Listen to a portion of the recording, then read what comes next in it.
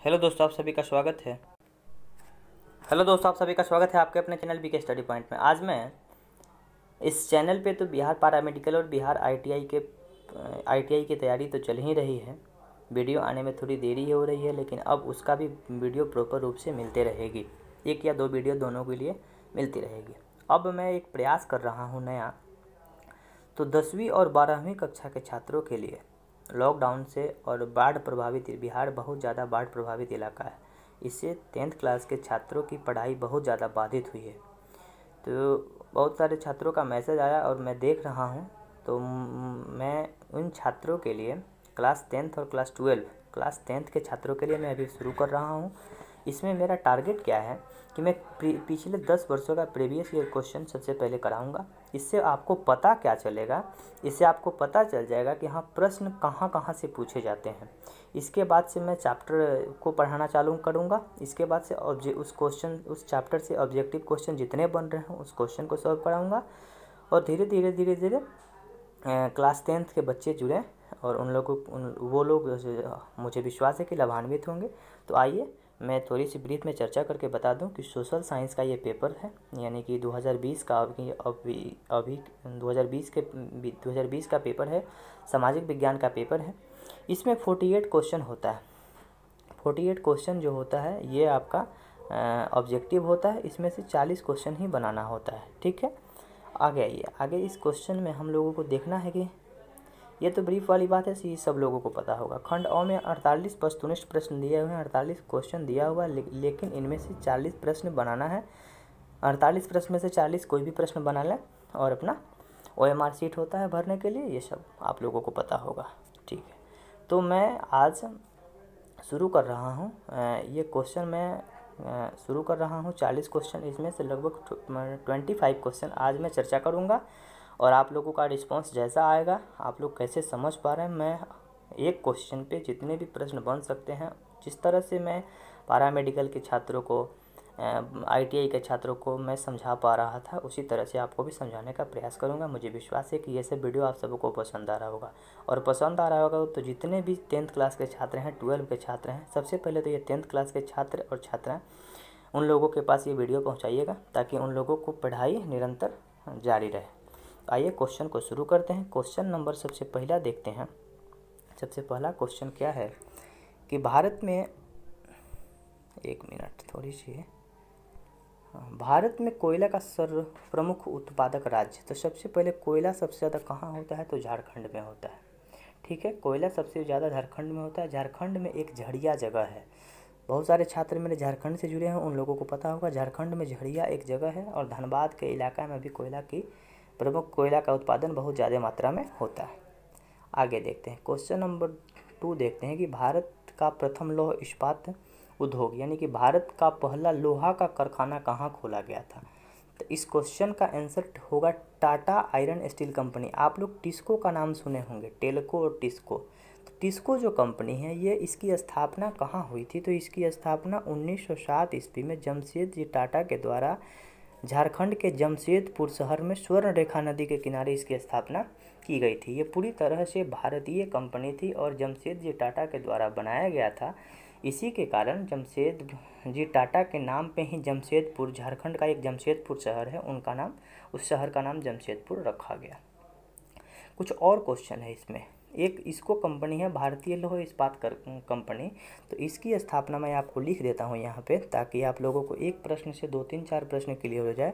इसकी स्थापना 1964 में की गई थी। इसकी स्थापना जो है 1964 में की गई थी। ठीक है, बोकारो स्टील प्लांट की जो स्थापना है, मैं बोल दे रहा हूँ, बोकारो स्टील प्लांट की जो स्थापना है ये 1964 में की गई थी और इसको की स्थापना 1918 में। यहाँ पे थोड़ी सी गड़बड़ हो गई, मैं आपको फिर से बता दूं कि इस क्वेश्चन का आंसर तो सबसे पहले टिस्को होगा। 1907 में इसकी स्थापना की गई थी, 1907 में स्थापना की गई थी। इसको की स्थापना 1918 में की गई थी, 1918 में की गई थी। बोकारो स्टील प्लांट की स्थापना 1964 में की गई थी। ठीक है, और विश्वेश्वरैया लौह इस्पात कारखाना कहाँ है, तो ये कर्नाटक जिला में है। कर्नाटक के शिमोगा जिला में है, भद्रावती नदी के किनारे है, बाबा बुदन की पहाड़ी से ये अपना अयस्क लेता है। ठीक है, क्वेश्चन नंबर देखते हैं 3 नंबर क्वेश्चन क्या कर रहा है, स्वर्णिम चतुर्भुज योजना संबंधित है। तो स्वर्णिम चतुर्भुज योजना जो है ना, सड़क मार्ग बनाने के लिए अटल जी के शासनकाल में, अटल जी सबसे पहले 2001 में शुरू किए थे सड़क बनाने के लिए। तो सड़क बनाने के लिए क्या किए थे कि दिल्ली, मुंबई, कोलकाता और चेन्नई, ये चारों महानगर को एक साथ जोड़ने के लिए एक योजना बनाए थे, ताकि मैं इस चारों शहरों को जोड़ के रोड के माध्यम से जोड़ पाऊँ। तो स्वर्णिम चतुर्भुज योजना 2001 में आरंभ की गई थी अटल बिहारी वाजपेयी के द्वारा, जो कि सड़क बनाने से संबंधित थी। आगे देखते हैं क्वेश्चन नंबर हम लोग देखते हैं, क्वेश्चन नंबर देखते हैं 4 नंबर, गंडक परियोजना है। तो गंडक परियोजना भारत और नेपाल की संयुक्त परियोजना है। सबसे पहली बात, भारत और नेपाल की संयुक्त परियोजना है। अभी गंडक परियोजना, अभी नेपाल ही बिहार में पानी छोड़ रहा है, तो बिहार में बाढ़ की स्थिति बनी हुई है और उसी बाढ़ के कारण बहुत सारे छात्रों की पढ़ाई बाधित हुई है। तो इसी के चलते मैं ये प्रयास शुरू कर रहा हूँ। मुझे विश्वास है कि ये सब प्रयास आप लोगों को पसंद आएगा।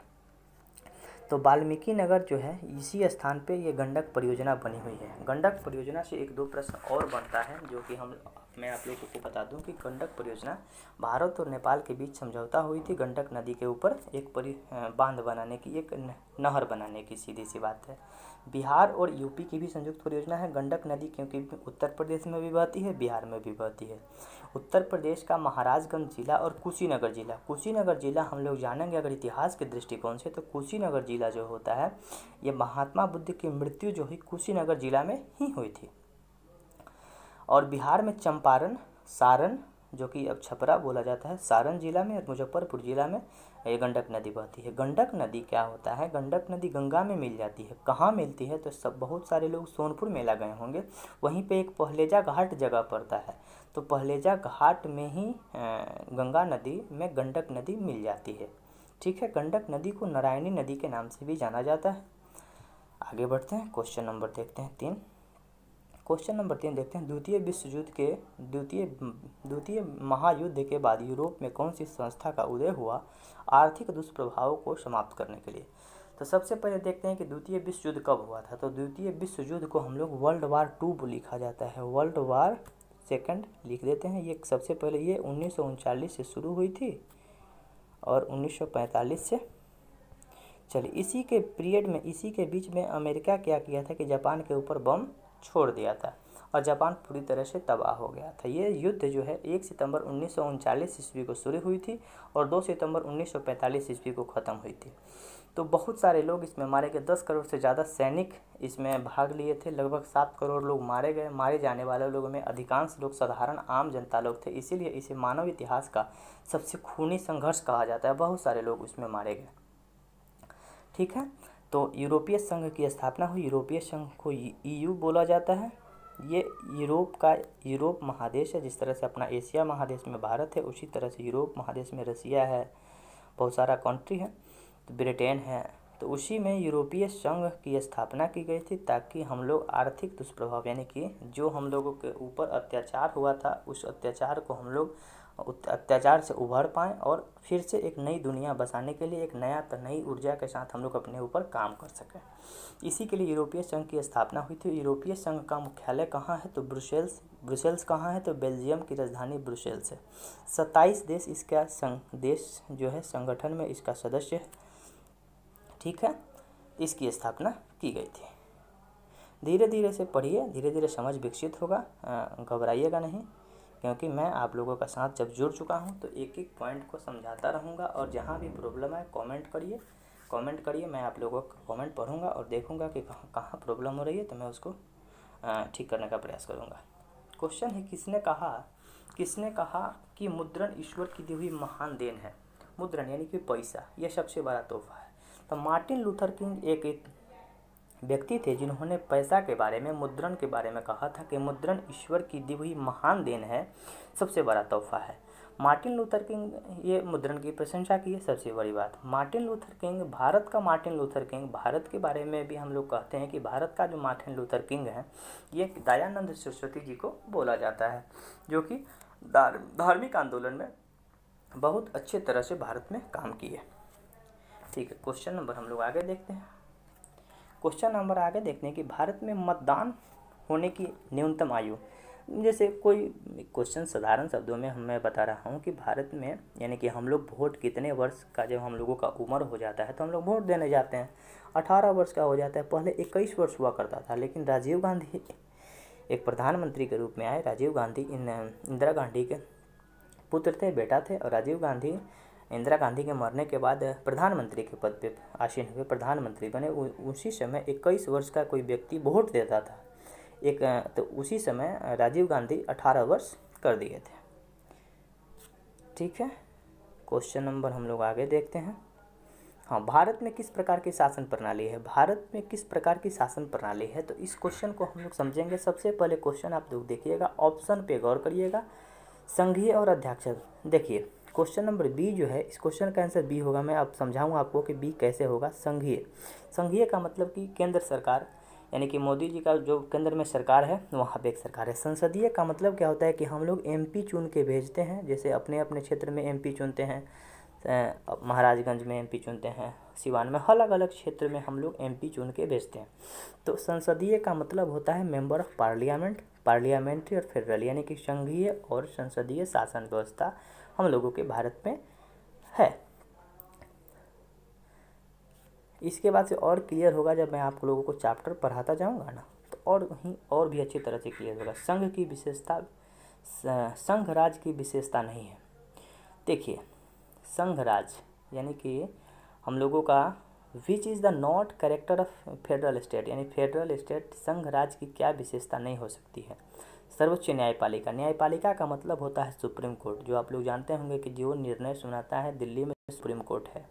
ठीक है, लिखित संविधान, तो संविधान हम लोगों का एक पुस्तक लिखा हुआ है जिसको संविधान बोला जाता है, उसी के अनुसार हम लोगों का देश चलाया जाता है। ठीक है, शक्ति का विभाजन, एक शक्ति का विभाजन, जैसे केंद्र को अलग शक्ति दी गई है, राज्य सरकार को अलग शक्ति दी गई है। ठीक है, अलग अलग लोगों का अलग अलग शक्ति दी गई है। इकहरी शासन व्यवस्था, इकहरी शासन व्यवस्था ये राज्य की विशेषता। इकहरी शासन व्यवस्था मतलब एक ही आदमी शासन करते रहे, ये हम इसकी विशेषता नहीं है। यहाँ पूछ रहा है कि कौन सी इसकी विशेषता नहीं है, तो ये शासन करते रहे, ये इसकी विशेषता नहीं है। लिखित संविधान, शक्ति के विभाजन, सर्वोच्च न्यायपालिका, ये इसकी विशेषता है और ये इसकी विशेषता नहीं है। आप लोग बताइएगा कि हाँ मैं अच्छी तरह से समझा पा रहा हूँ कि नहीं। ये वीडियो बहुत जल्दी हो रही है या धीरे धीरे हो रही है, मैं अपने जैसे आवाज़ को धीरे धीरे कम करता जाऊँ, या मतलब कि आप लोग अपने कमेंट बॉक्स में राय बताइएगा कि मैं और धीरे धीरे समझाऊँ या जो स्तर मेरा समझाने का है वो ठीक है। संघ सरकार का उदाहरण है। संघ सरकार का मतलब होता है कि राष्ट्रपति का एक प्रकार से शासन समझिए। केंद्र में संघ सरकार का उदाहरण अमेरिका है, स्विट्जरलैंड है, ऑस्ट्रेलिया है। इस क्वेश्चन में ऑप्शन नंबर ए है कि अमेरिका संघ सरकार का उदाहरण है। ठीक है, क्वेश्चन नंबर हम लोग देखते हैं 11। बिहार में संपूर्ण क्रांति का नेतृत्व निम्नलिखित में से किसने किया? तो संपूर्ण क्रांति का नारा जो है ना, बिहार के ही थे जयप्रकाश नारायण, अपने बिहार में छपरा जिला के थे जयप्रकाश नारायण। जयप्रकाश नारायण का जन्म सिताब दियारा में हुआ था और जयप्रकाश नारायण के ही नाम पे जयप्रकाश यूनिवर्सिटी छपरा में बनाई गई है। ये इनका परीक्षा का 20 दिन समय बचा हुआ था, तो ये 1975 के आंदोलन में 1975 में इंदिरा गांधी के शासनकाल में आपातकाल लगा हुआ था। आपातकाल धीरे धीरे आप लोग समझ पाएंगे कि आपातकाल क्या होता है। मैं एक एक पॉइंट को जब भी वीडियो में आता जाएगा, एक एक शब्द को मैं आप लोगों को समझाता जाऊँगा। तो आपातकाल लगी हुई थी 1975 में। आप लोग अपने घर में पूछिएगा, जो बड़े बुजुर्ग होंगे 1975 के आसपास के या उससे पहले के जिनका जन्म हुआ होगा, वो लोग बताएंगे, दादा दादी लोग बताएंगे कि 1975 में इंदिरा गांधी के शासनकाल में आपातकाल लगी हुई थी। उसी आपातकाल के पीरियड में जयप्रकाश नारायण अपने परीक्षा को छोड़ के 20 दिन इनका परीक्षा का डेट बचा हुआ था और छोड़ के आंदोलन में कूद पड़े और संपूर्ण क्रांति का नारा दिए। क्वेश्चन नंबर देखते हैं 12। लोकतांत्रिक व्यवस्था में किन मुद्दों में सफलता पाई? लोकतांत्रिक, सबसे पहले देखते हैं कि लोकतांत्रिक का मतलब क्या होता है। तो लोक मतलब आदमी, तंत्र मतलब एक का घेरा, लोगों का घेरा। जैसे हम लोग लोकतांत्रिक व्यवस्था में ही रहते हैं, हम लोग ही एमपी को चुनते हैं और वो एमपी प्रधानमंत्री को चुनती है, तब जाके हम लोगों का देश का शासन व्यवस्था चल पाता है। तो सबसे पहले लोकतांत्रिक व्यवस्था में किन मुद्दों पे हम लोग सफलता प्राप्त की? तो राजनीतिक असमानता को समाप्त करना। इसमें ये ज़रूरी नहीं है कि हाँ वही व्यक्ति चुनाव लड़ सकता है, कोई भी चुनाव लड़ सकता है, यानी इस क्वेश्चन का आंसर ए होगा। ठीक है, आगे बढ़ते हैं। क्वेश्चन नंबर 13 देखते हैं। काउंट काबूर को विक्टर एमेनुएल किस पद पे नियुक्त किए थे? तो ये साधारण प्रश्न है, हिस्ट्री का प्रश्न है। तो काउंट काबूर जो है ना, ये प्रधानमंत्री के पद पे इनको आसीन किया था। इस क्वेश्चन को याद रखना होगा, बड़ा ही इंपॉर्टेंट क्वेश्चन है, बार बार पूछा जाता है। क्वेश्चन नंबर आगे देखते हैं, लौह, रक्त और लौह की नीति। तो रक्त और लौह की नीति जो है बिस्मार्क के द्वारा दिया गया था। फिर बिस्मार्क से एक प्रश्न बन जाता है कि बिस्मार्क, भारत में भी किन्हीं को बिस्मार्क कहा जाता है। तो किनको बिस्मार्क कहा जाता है? तो भारत में वल्लभ भाई पटेल जो थे ना, वल्लभ भाई पटेल जिनकी मूर्ति गुजरात में बनी हुई है, उस मूर्ति को स्टैच्यू ऑफ यूनिटी कहा जाता है। यूनिटी मतलब एकता का प्रतीक होता है। तो भारत का बिस्मार्क वल्लभ भाई पटेल को कहा जाता है। और रक्त और लौह की नीति जो है ये बिस्मार्क के द्वारा लागू की गई थी। साम्यवादी शासन का प्रयोग सबसे पहले कहाँ हुआ था? तो साम्यवादी शासन का सबसे पहले प्रयोग ये रूस में हुआ था।